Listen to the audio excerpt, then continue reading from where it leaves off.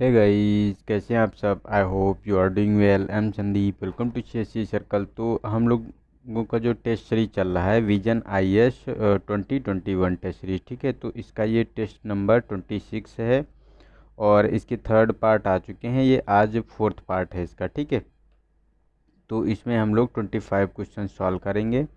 और इससे पहले कि अगर आप लोगों ने वीडियो नहीं देखें तो मेरे यूट्यूब चैनल के जो होम पेज पे जाएं, वहाँ पे आपको प्लेलिस्ट मैंने बना रखी है, ठीक है। तो वहाँ से आपको पूरे टेस्ट मिल जाएंगे, तो आप वहाँ से देख सकते हैं उनको, ठीक है। और जो इनसाइट का भी हमारा टेस्ट साथ साथ चल रहा है, तो उसके भी टेस्ट है। हम लोगों ने 4 टेस्ट सॉल्व कर लिए हैं, तो उसको भी आप लोग देख सकते हैं, ठीक है। और ये फुल लेंथ टेस्ट हमारे चल रहे हैं। सब्जेक्ट वाइज हम लोगों ने 25 तक कंप्लीट कर लिए हैं। आज ये 26 कंप्लीट हो जाएगा, ठीक है। तो इनको आप देख सकते हैं और इन्जॉय कर सकते हैं, ठीक है। और ये देखो, जो विजन के टेस्ट होते हैं बहुत ही इंपॉर्टेंट होते हैं, क्योंकि जो पिछली बार का देखो पेपर आया था, तो विजन से लगभग लगभग आपको 60 क्वेश्चन तक मैच कर रहे थे, डायरेक्टली या इनडायरेक्टली, ठीक है। तो इसको लगाना बहुत ही ज़रूरी होता है, ठीक है। और इसमें क्या होता है कि ये लोग क्या करते हैं कि करंट और स्टैटिक दोनों को मिला के जो है इसमें क्वेश्चन इंक्लूड करते हैं, ठीक है। तो विजन वाला इसलिए हमारा इम्पोर्टेंट हो जाता है। इसमें करंट भी कवर हो जाता है और साथ साथ जो हमारा जो स्टैटिक पोर्शन होता है वो भी कवर हो जाता है। तो चाहे करंट से क्वेश्चन आए या फिर स्टैटिक से आए, तो दोनों जगह से हमारा ये कंप्लीट हो जाता है इसमें, ठीक है। तो हमें बहुत ही इम्पोर्टेंट है, और ये खासकर जो हिंदी माध्यम के स्टूडेंट होते हैं तो उनके लिए तो बहुत ही इम्पोर्टेंट है, ठीक है। तो आप लोग इसको थोड़ा सा देख लीजिए। और जो इसका पीडीएफ अगर आप लोगों को चाहिए तो आप लोग क्या कीजिए कि टेलीग्राम जो है, ठीक है, उसे ज्वाइन कर लीजिए या फेसबुक ग्रुप ज्वाइन कर लीजिए, ठीक है। उसका लिंक नीचे आपको डिस्क्रिप्शन में मिल जाएगा वीडियो के नीचे, ठीक है। तो आप वहाँ से उसको ज्वाइन कर लीजिए और वहाँ आपको सारी पीडीएफ मिल जाती हैं, ठीक है। तो चलते हैं क्वेश्चन नंबर 76 पे, ठीक है।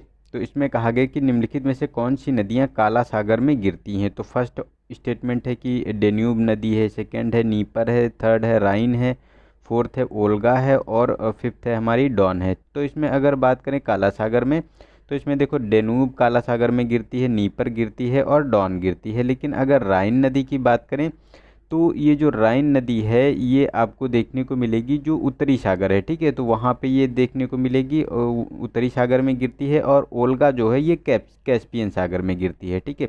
तो ये हमारे 3 और 4 स्टेटमेंट गलत हो गए, 1, 2 और 5 स्टेटमेंट सही है। तो हमारा ए वाला ऑप्शन इसका सही हो गया, ठीक है।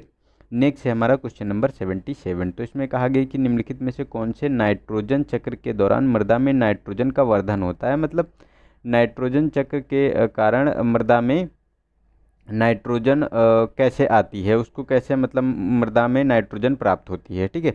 तो फर्स्ट स्टेटमेंट है कि वर्षा जल है, सेकेंड है कि मृदा में विद्यमान एजोटोबैक्टर द्वारा, और सजीवों का मलोत्सर्जन, ठीक है।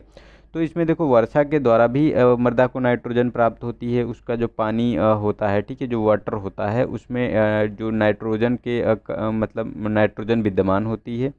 और सेकेंड है कि एजोटोबैक्टर द्वारा तो नाइट्रोजन फिक्सेशन होता ही है मृदा में, ठीक है। और ये सजियों का मलोत्सर्जन होता है, तो इसमें भी नाइट्रोजन देखने को मिलती है। तो ये तीनों स्टेटमेंट सही है, तो हमारा डी वाला ऑप्शन सही हो गया इसका, ठीक है। नेक्स्ट है आपका 78 क्वेश्चन नंबर। तो इसमें 3 पेरेंट बेबी के बारे में बताना है। मतलब जो 3 अभिभावकों की संतान होती हैं उसके बारे में बताना है कि कौन सा स्टेटमेंट सही है। तो फर्स्ट है कि रोगी के अंडाणु कोशिका से स्वस्थ नाभिकीय जो डीएनए होता है उसको निकाल लिया जाता है, और दोषपूर्ण माइटोकॉन्ड्रिया डीएनए शेष बचा रहता है, ठीक है। मतलब जो स्वस्थ होता है उसको निकाल लिया जाता है, और जो मतलब दोषपूर्ण होता है उसको वहीं पड़ा रहने दिया जाता है, ठीक है। सेकेंड है कि रोगी का जो नाभिकीय डीएनए दानकर्ता के अंडाणु में स्वस्थ माइटोकॉन्ड्रिया डीएनए के साथ प्रत्यारोपित किया जाता है। तो देखो ये जो इसमें क्या होता है कि 3 पेरेंट बेबी होता है कि मतलब एक ये अंडाणु हो गया, एक ये हो गया, ठीक है। तो मतलब 2 होता है, ये डोनर होता है और ये जो मूल होता है, ठीक है। तो इससे क्या किया जाता है कि डीएनए निकाल के इसमें इंजेक्ट कर दिया जाता है, ठीक है। तो ये वाला आपका ऐसे ही रहता है, और आपका ये मतलब एक अलग से तैयार हो जाता है, ठीक है। तो इसमें संतान के जो भी गुण होंगे तो वो डीएनए आप ही का होगा, ठीक है। लेकिन जो डोनर की ये सेल होती है, ठीक है, जो मतलब एग होता है डोनर का, तो इसमें इसी से फर्टिलाइजेशन करा दिया जाता है, ठीक है। तो ये मतलब यही एक 3 पेरेंट बेबी का कॉन्सेप्ट होता है, ठीक है। तो ये दोनों स्टेटमेंट सही है, क्योंकि इसमें यही कहा गया है कि जो मतलब स्वस्थ नाभिकीय डीएनए निकाल लिया जाता है और दोषपूर्ण माइटोकॉन्ड्रिया डीएनए शेष बचा रह जाता है उसमें, है, ठीक है। तो उसको हटा दिया जाता है, अब इसको हटा दिया गया और इससे मतलब रहता है इसमें, ठीक है। तो इस प्रकार से ये मतलब काम करता है। तो दोनों स्टेटमेंट ये हमारे सही हैं, तो हमारा सी वाला ऑप्शन इसका सही हो गया, ठीक है। नेक्स्ट है हमारा क्वेश्चन नंबर 79। तो इसमें राज्यसभा के उपसभापति के पद के संदर्भ में बताना है कि कौन सा स्टेटमेंट सही नहीं है, ठीक है। और गाइस देखो, इन चीज़ों का आप लोगों को विशेष ध्यान रखना है कि स्टेटमेंट में पूछा क्या गया है, कि ट्रू पूछा गया है या फॉल्स पूछा गया है, तो इसका विशेष ध्यान रखना है आप लोगों को, ठीक है। तो चलते हैं ये ऑप्शन नंबर 1 पे। तो इसमें भारतीय संविधान में सभापति के पद का उल्लेख किया गया है। सेकेंड है कि उपसभापति के निर्वाचन की तिथि सभापति द्वारा निर्धारित की जाती है। और सी है कि उपसभापति का वेतन और भत्ते संसद द्वारा निर्धारित किया जाता है और यह भारत की संचित निधि पर भारित होता है, ठीक है। और डी है कि वह स्वतः उस संसदीय समिति का अध्यक्ष बन जाता है जिसमें उसे सदस्य के रूप में नियुक्त किया जाता है। तो देखो, ये गलत स्टेटमेंट है, ऐसा नहीं होता है इसमें एक्चुअली में। क्योंकि अगर कोई मतलब लोकसभा स्पीकर या जो लोकसभा स्पीकर होता है या राज्यसभा का सभापति होता है, वो किसी अगर समिति का सदस्य होता है तो वो स्वतः अध्यक्ष बन जाता है। लेकिन ये उपसभापति के संबंध में ऐसा कोई प्रोविज़न नहीं है, ठीक है। तो हमारा गलत हो गया और गलत ही पूछा गया है, तो हमारा डी वाला ऑप्शन इसका सही हो गया। और वेतन भत्ता तो ये संचित निधि पर भारित होते हैं, ये तो आप लोगों को पता ही होगा, ठीक है। तो ये तो हमारा स्टेटमेंट सही है। और निर्वाचन की बात करें तो ये सभापति द्वारा निर्धारित किया जाता है इसका। और उपसभापति का पद का उल्लेख की बात करें तो ये आपको आर्टिकल देखने को मिलेगा 89, ठीक है। इसी में इसका प्रोविज़न किया गया है। तो ये तीनों ऊपर के जो ऑप्शन है वो तीनों सही हैं और डी वाला हमारा गलत हो गया, ठीक है। नेक्स्ट है 80 क्वेश्चन नंबर। तो इसमें कहा गया कि भारतीय जल में पाई जाने वाली मछली जो सुनहरी महासीर के संदर्भ में निम्नलिखित कथनों में से कौन सी सही है, स्टेटमेंट सही है, ठीक है। तो फर्स्ट है कि यह हिमालयी नदियों के साथ साथ सभी प्रायद्वीपीय नदियों में पाई जाती है। मतलब साउथ में तो पाई ही जाती है और नॉर्थ में भी हिमालयी नदियों में भी पाई जाती है, ठीक है। और सेकेंड है कि इसके युद्ध कौशल के कारण इसे नदियों के बाघ के रूप में संदर्भित किया जाता है, ठीक है। और थर्ड है कि यह वन्य जीव संरक्षण अधिनियम 1972 की सूची 1 में सम्मिलित है। तो देखो, जो इसके बारे में सुनहरी महासीर के बारे में अगर बात करें तो इसे वन्य जीव संरक्षण की सूची 1 में इसे सम्मिलित नहीं किया गया है। इसमें अगर बात करें तो जो ये व्हेल शार्क होती है, ठीक है, उसको इसमें सम्मिलित किया जा चुका है, ठीक है। लेकिन इसे अभी तक इसमें सम्मिलित नहीं किया गया है, तो ये हमारा गलत है।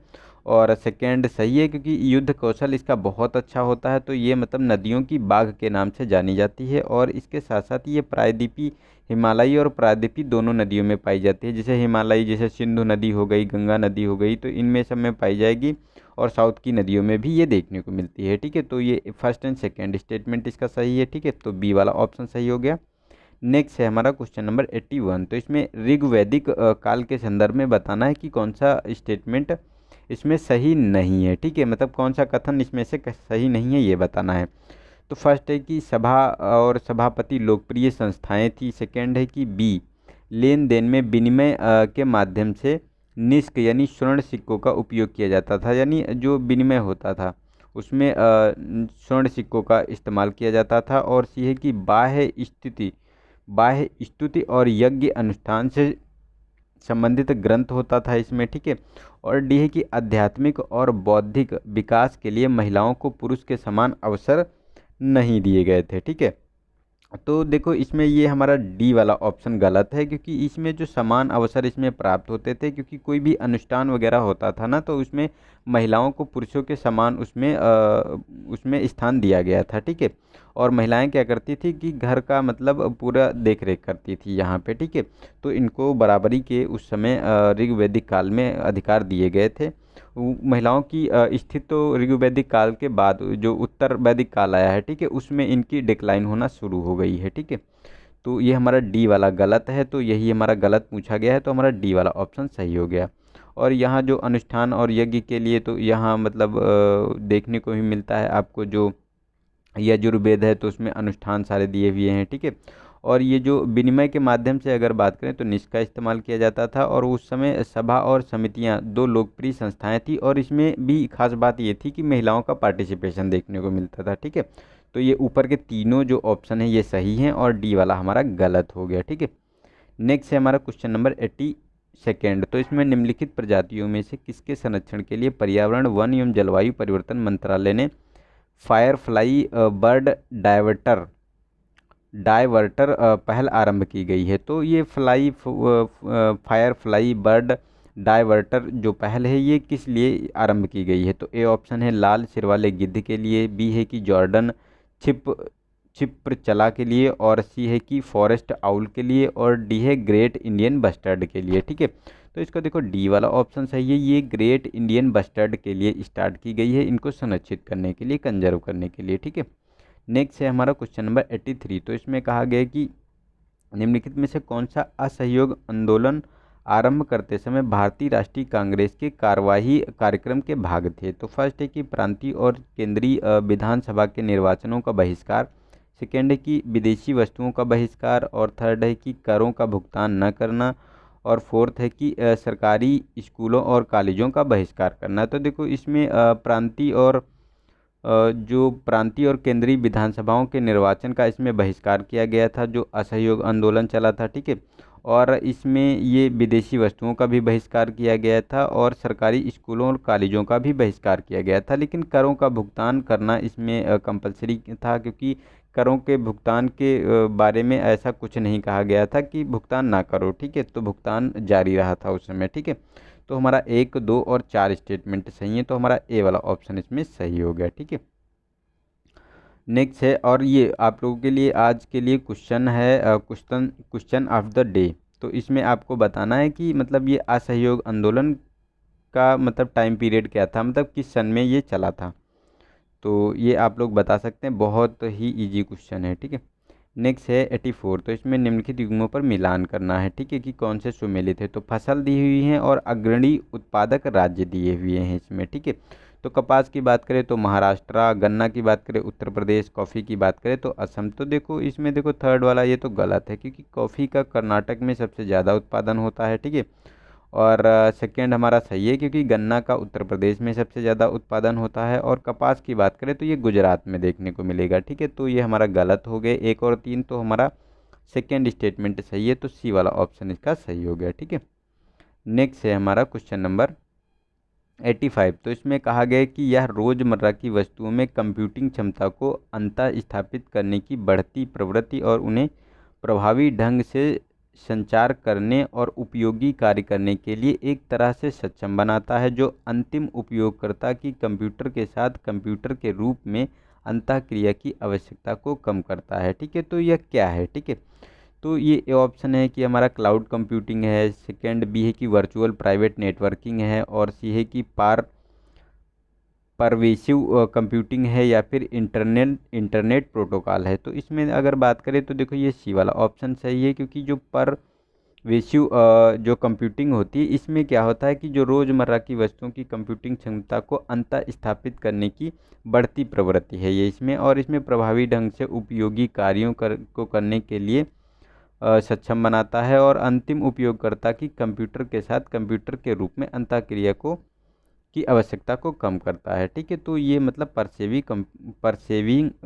परवेसिव कंप्यूटिंग में किया जाता है इसमें। ठीक है, नेक्स्ट है 86। तो इसमें कहा गया कि निम्नलिखित में से कौन सा हाल ही में सुर्खियों में रहे ओरिजिनलिज्म के विधिक दर्शन का सही वर्णन है? तो ओरिजिनलिज्म जो होता है इसके बारे में हमको बताना है। तो फर्स्ट ऑप्शन है कि यह संविधान की व्याख्या इस प्रकार की जानी चाहिए जैसा इसे अपनाने के समय इसका अर्थ निकाला गया था। सेकेंड भी है कि संविधान को अपने लोगों के प्राचीन संस्कृत दर्शन को प्रतिबिंबित करना चाहिए, न कि उसे बदलते समय के साथ अद्यतित करना चाहिए, कि मतलब नया करना चाहिए, इसके बारे में कहा गया है। और सी है कि समाज के जनजाति समूहों और आदिम लोगों को संविधान के अंतर्गत विशेष सुरक्षा प्रदान की जानी चाहिए। ठीक है, और डी है कि किसी देश के सरकारी तंत्र को समय के साथ स्थापित अभिसमयों यानी जो कन्वेंशन होती हैं पर आधारित होनी चाहिए। ठीक है, तो इसमें अगर ओरिजिनलिज्म का जो कॉन्सेप्ट की बात करें तो इसमें देखो ए वाला ऑप्शन सही है, क्योंकि इसमें संविधान की व्याख्या इस प्रकार की जानी चाहिए जैसा इसे अपनाने के समय इसका अर्थ निकाला गया था। तो हमारा ए वाला ऑप्शन इसका सही हो गया। नेक्स्ट है 87। तो इसमें कहा गया कि पारिस्थितिकी के संदर्भ में समुदाय शब्द का सर्वश्रेष्ठ वर्णन किया जाता है। तो समुदाय का अर्थ क्या होता है ये बताना है बेसिकली, ठीक है। तो फर्स्ट है कि एक प्रजाति के जीवों के रूप में जो दूसरे से निकटता में होते हैं। सेकंड भी है कि किसी विशेष जलवायु के प्रति अनुकूलित वनस्पति और वन्य जीवों के समूह के रूप में होते हैं। सी है कि एक दिए गए क्षेत्र में रहने वाले सजीवों की जो समावष्टियों के कुल योग के रूप में होते हैं। और डी है कि पृथ्वी पर उन सभी क्षेत्रों के संग्रह के रूप में जहाँ जीव मौजूद हों। तो इसमें अगर समुदाय की बात करें तो इसका जो सबसे अच्छा वर्णन अगर बात करें तो ये सी वाला ऑप्शन कर रहा है, क्योंकि दिए गए क्षेत्र में रहने वाले सजीवों की जो समाविष्टियों के कुल योग के रूप में देखा जाता है। जैसे कि अभी अगर बात करें समुदाय की, तो इसमें जैसे तालाब है, ठीक है, तो जितने तालाब में जीव जंतु वहाँ पाए जाएंगे तो ये एक मतलब समुदाय हो गया। तो इस प्रकार से इसको डिनोट किया जाता है, ठीक है। तो हमारा सी वाला ऑप्शन सही हो गया। नेक्स्ट है 88। तो इसमें कहा गया कि प्रायः सुर्खियों में रहने वाले लेजर इंटरफेरोमीटर स्पेस एंटीना यानी लीसा प्रयोग का क्या उद्देश्य है। तो लीसा क्यों मतलब प्रयोग किया जाता है। तो फर्स्ट है कि ए ऑप्शन पूर्ण वैश्विक आच्छादन के साथ उपग्रह नेविगेशन प्रणाली विकसित करना है। सेकेंड है कि गुरुत्वीय तरंगों का मापन करना है। और सी है कि सुदूर संवेदन का उपयोग करके वैश्विक कृषि संबंधी समृद्धि में सहायता करना है। और डी है कि विश्व भर में जलवायु परिवर्तन के प्रति अध्ययन करना है इसमें, ठीक है। तो अगर लीसा के बारे में हम बात करें तो लीसा का जो अर्थ होता है ये बेसिकली अगर बात करें तो ये गुरुत्वीय तरंगों का मापन करने के लिए इसका विकास किया गया है और इसके लिए फाइनेंस जो प्रोवाइड कराया गया है। तो ये जो आपको देखने को मिलेगा जो ये यूरोपीय स्पेस एजेंसी है, ठीक है, इसके द्वारा इसे फाइनेंस प्रोवाइड कराया गया है, ठीक है। तो ये हमारा बी वाला ऑप्शन सही हो गया। नेक्स्ट है 89। तो इसमें कहा गया कि इंडिका और अर्थशास्त्र से प्राप्त जानकारी के अनुसार चंद्रगुप्त मौर्य के प्रशासन के संदर्भ में बताना है कि कौन सा स्टेटमेंट सही है। तो फर्स्ट है कि यहाँ जो शासन केंद्रीकृत स्वरूप था शासन का, जो यहाँ शासन का केंद्रीकृत जो स्वरूप था। और सेकेंड है कि प्रांतों का प्रमुख एक नौकरशाह होता था जिसका चयन योग्यता के आधार पर किया जाता था। और थर्ड है कि नागरिक सुविधाओं में देख रेख के लिए समितियां बनाई गई थी। तो देखो थर्ड वाला स्टेटमेंट हमारा सही है, क्योंकि नागरिक सुविधाओं की देख रेख के लिए ये समितियां बनाई गई थी। और जो प्रांत होता था, प्रांत को दो भागों में से डिवाइड कर रखा था, एक ग्रामीण होता था, ठीक है, और एक नागरिक होता था। तो ये मतलब दो भागों में डिवाइड कर रखा था। तो इसमें ऐसा कोई पद नहीं था ये नौकरशाह का, ठीक है। तो ये गलत हो गया स्टेटमेंट। और अगर शासन की बात करें तो ये विकेंद्रीकृत नहीं, ये केंद्रीकृत था। मतलब जो शासन की जो पूरी पावर होती थी वो मतलब शासक में निहित होती थी, मतलब जो राजा के पास होती थी वो टोटल, ठीक है। तो ये गलत है हमारा स्टेटमेंट। तो हमारा थर्ड स्टेटमेंट केवल सही है, तो सी वाला ऑप्शन इसका सही हो गया। नेक्स्ट है हमारा क्वेश्चन नंबर 90। तो इसमें औपनिवेशिक शासन के दौरान बंगाल में शासन की द्वैध प्रणाली के बारे में बताना है कि कौन सा स्टेटमेंट सही है। तो फर्स्ट है कि यह रॉबर्ट क्लाइव के शासनकाल के दौरान शुरू की गई थी। सेकेंड है कि इस प्रणाली के अंतर्गत ईस्ट इंडिया कंपनी प्रांतों के वित्त और उनकी सेना को नियंत्रित करती थी, जबकि नवाब को प्रशासन में पूर्ण स्वायत्तता दी गई थी। तो ये गलत स्टेटमेंट है सेकेंड वाला, क्योंकि जो ये ईस्ट इंडिया कंपनी थी ये प्रांतों में वित्त और सेना को तो नियंत्रित करती ही थी, ये मतलब डायरेक्टली नियंत्रित करती थी। लेकिन अगर प्रशासन की बात करें तो इनडायरेक्टली यानी अप्रत्यक्ष रूप से इसका मतलब नवाब पर भी नियंत्रण होता था।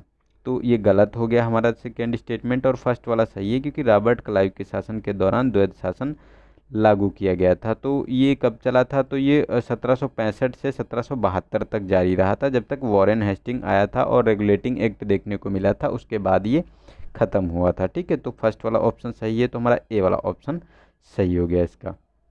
नेक्स्ट है क्वेश्चन नंबर 91। तो इसमें कहा गया कि ऑप्टिकल ग्राउंड वायर यानी OPGW नेटवर्क के बारे में बताना है कि कौन सा स्टेटमेंट सही है। तो फर्स्ट है कि यह दोहरे उपयोग वाला वायर नेटवर्क होता है, ठीक है। और वायर नेटवर्क होता है जो मतलब यह दोहरे उपयोग वाला वायर नेटवर्क है जिसका प्रयोग दूर संचार के लिए अर्थ वायर और ऑप्टिकल फाइबर के रूप में किया जाता है। सेकेंड है कि भारत में power grid corporation of India limited एकमात्र यूटिलिटी है जिसके पास विद्युत प्रेषण लाइनों पर OPGW का उपयोग करने वाला ओवरहेड ऑप्टिकल फाइबर नेटवर्क है, ठीक है। तो कौन सा इसमें स्टेटमेंट हमारा सही है, इसके बारे में हमको बताना है। तो देखो दोनों स्टेटमेंट सही है, क्योंकि जो आपको देखने को मिलेगा जो ये power grid corporation of India एकमात्र यूटिलिटी है जिसके पास ये नेटवर्क है, ठीक है।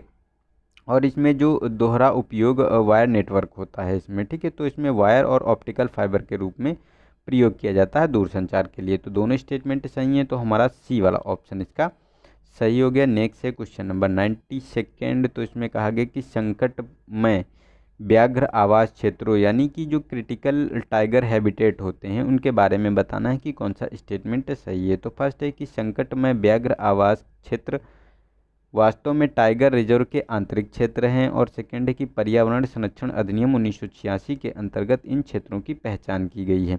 तो देखो सेकेंड स्टेटमेंट गलत है। इसमें ये पर्यावरण संरक्षण अधिनियम 1986 के अंतर्गत नहीं बल्कि जो वन्य जीव संरक्षण अधिनियम 1972 का है, ठीक है, उसके अंतर्गत ये जो टाइगर हैं टाइगर आवासों को संरक्षित किया गया है।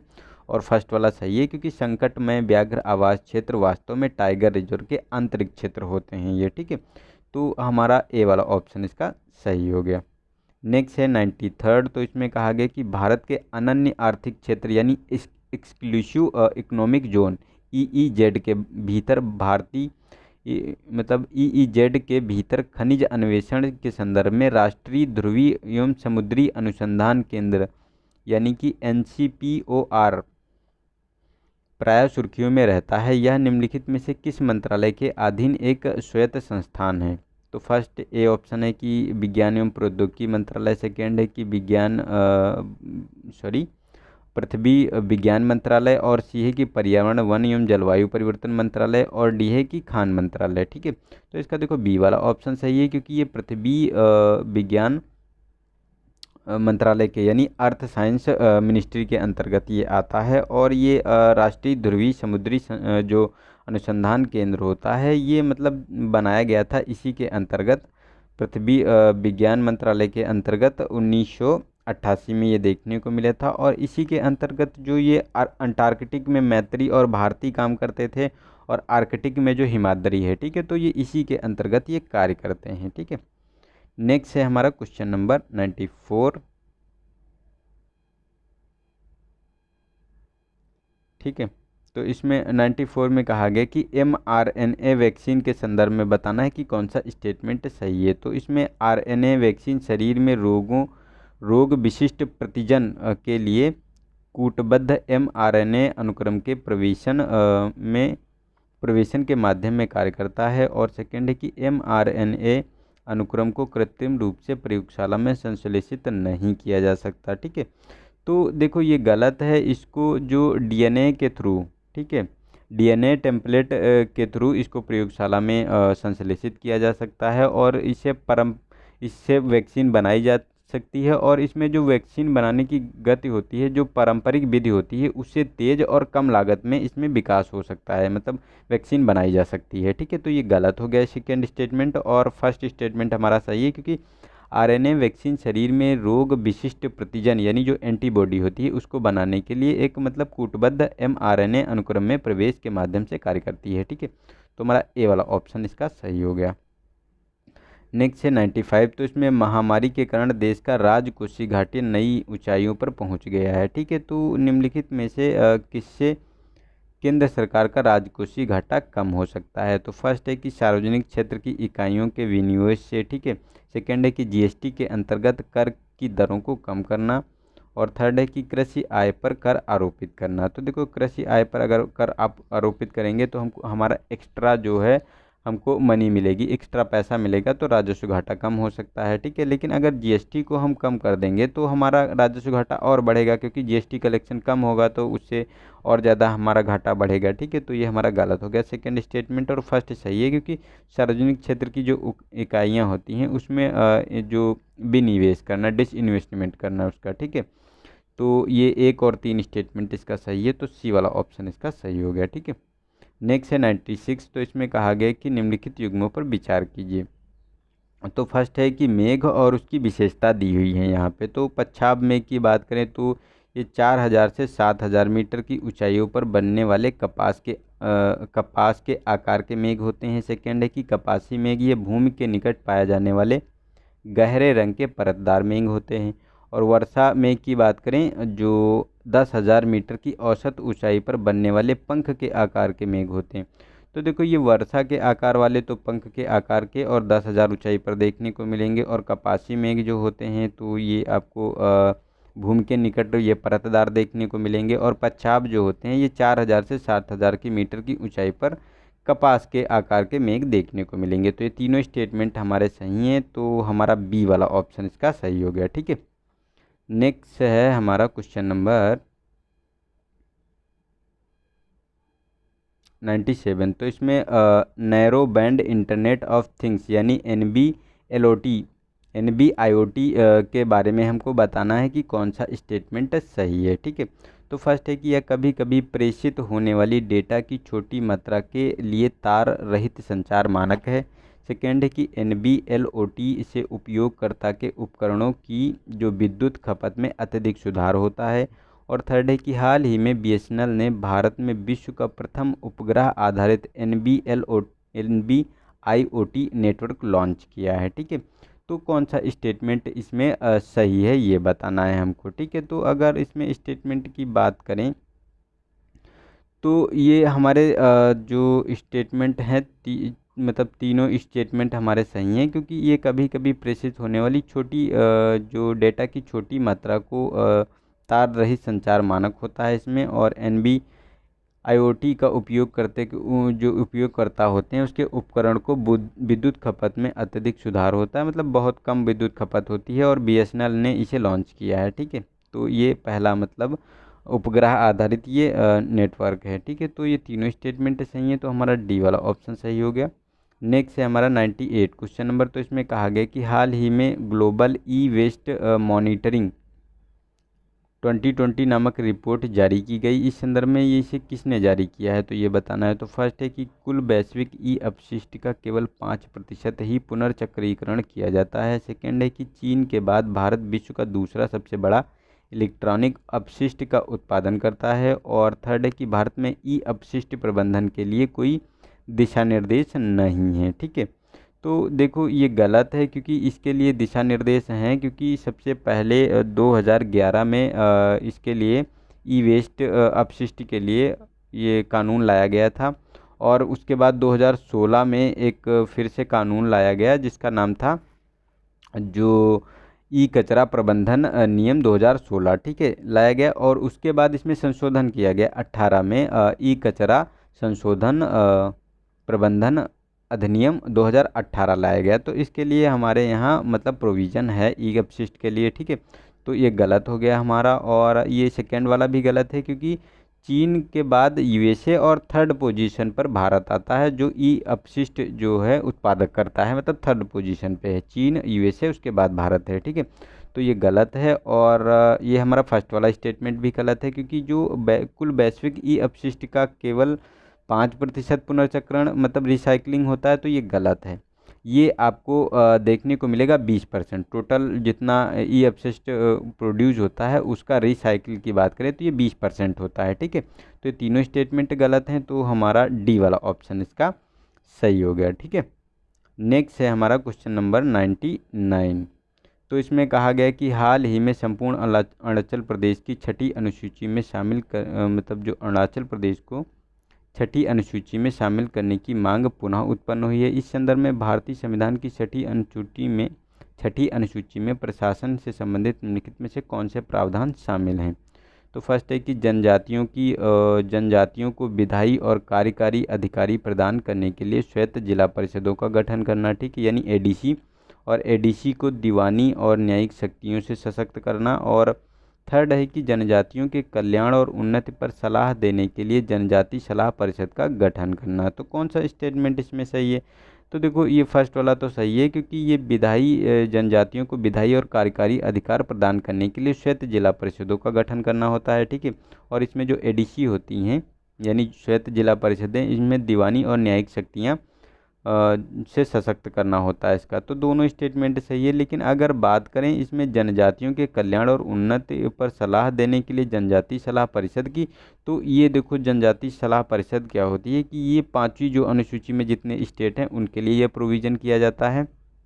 और इसमें क्या होता है कि इसमें टोटल 20 सदस्य होते हैं, जो 2/3 जो है आपको विधानसभा से राज्य विधानसभा से आते हैं, जो भी जनजाति प्रतिनिधि जो वहाँ पर जनजातीय प्रतिनिधित्व में होते हैं, ठीक है। तो ये मतलब इस प्रकार ये हमारा थर्ड वाला स्टेटमेंट गलत हो गया और फर्स्ट एंड सेकंड सही है, तो हमारा ए वाला ऑप्शन इसका सही हो गया, ठीक है। नेक्स्ट है हमारा 100 क्वेश्चन नंबर। तो इसमें कहा गया है कि परक्राम्य भंडागार रसीद यानी NWR के बारे में बताना है। तो कौन सा स्टेटमेंट सही है? तो फर्स्ट है कि किसान warehouse development and regulatory authority यानी WDRA द्वारा जारी किए गए NWR के विरुद्ध बैंकों से ऋण की मांग कर सकते हैं, ठीक है। यानी परक्रम्य भंडागार रसीद के आधार पर ये मतलब बैंक से ऋण मांग सकते हैं। सेकेंड है कि जो ये आपके NWR हस्तांतरणीय नहीं है, इसलिए इनका व्यापार नहीं किया जा सकता। और थर्ड है कि NWR केवल खाद्य फलों के लिए ही जारी किए जाते हैं। तो नहीं, ये खाद्य फसलों के लिए ही नहीं बल्कि जो बागवानी की फसलें होती हैं, ठीक है, उनके लिए भी ये जारी किए जा सकते हैं। और ये हस्तांतरणीय प्रकृति के होते हैं, इससे व्यापार किया जा सकता है और इससे जो संपार्श्विक रूप में ऋण का भी इसमें प्रयोग किया जा सकता है, ऋण के रूप में भी, ठीक है। तो ये हमारे दोनों स्टेटमेंट गलत हो गए, लेकिन फर्स्ट वाला सही है, क्योंकि जो किसान होते हैं वो जो किसान warehouse development and regulatory authority द्वारा जारी किए गए NWR के विरुद्ध बैंकों से ऋण की मांग कर सकते हैं। तो ये वाला हमारा स्टेटमेंट सही है, तो हमारा सी वाला ऑप्शन इसका सही हो गया, ठीक है। तो आई होप आप लोगों को वीडियो अच्छा लगा होगा, और वीडियो अगर अच्छा लगा हो तो गाइज इसको लाइक कीजिए, अपने दोस्तों को शेयर कीजिए, और मुझे कमेंट में बताइए अगर कोई दिक्कत आ रही है, कहीं समझने में अगर प्रॉब्लम आ रही है तो उसको कमेंट सेक्शन में बताइए कि मतलब क्या प्रॉब्लम आ रही है, तो उसको मैं सॉल्व करने की कोशिश करूँगा, ठीक है। तो आज के लिए इतना ही, मिलते हैं नेक्स्ट वीडियो में, तब तक के लिए नमस्कार, जय हिंद, जय भारत।